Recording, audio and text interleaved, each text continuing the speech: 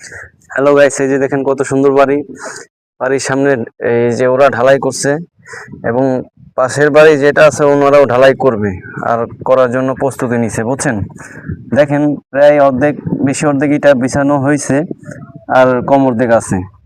এই কাজ আমি করতেছি, আর যারা কাজ করতে ইচ্ছুক বা করতে চান আমাকে ভিডিওতে নক করবেন, আমি গিয়ে করে দিয়ে আসবো।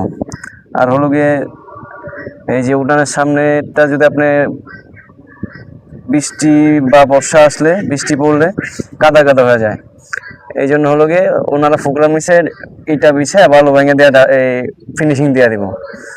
তো ওনাদের প্রোগ্রামও ভালো, ঠিক খারাপ না, কিন্তু এখানে কোনো একটা কিছু করতে পারবে, যেমন ধানের সিজন আসলে ধান শুকাইতে পারবে, মরিচের সিজনে মরিচ, ডাইলের সিজনে ডাল, বিভিন্ন ধরনের জিনিস করতে পারবে। আর যদি এরকম মাটি থাকে বা বৃষ্টি আসলে কাদা কাদা হয়ে যায়, কিছুই করা যায় না, এরপরে মানুষের ক্ষতি হয়। যেমন বাড়ির সামনে খারাপ দেখায়, বন জঙ্গলে ভরে যায়, এই জন্য এরকম পাকা করে দিলে আপনাদের বন জঙ্গল হবে না এবং আপনারা পরিবেশ সুন্দর করে থাকতে পারবেন। এই জন্য আমার ভিডিওটা করা। আর যারা কাজ করতে চান, করাতে চান, তারা আমাকে নক করবেন, আমি গিয়ে লোক নিয়ে গিয়ে করে দিয়ে আসবো। আর আমার ভিডিওটা বেশি বেশি লাইক কমেন্ট শেয়ার করবেন আর আমার পাশে থাকবেন।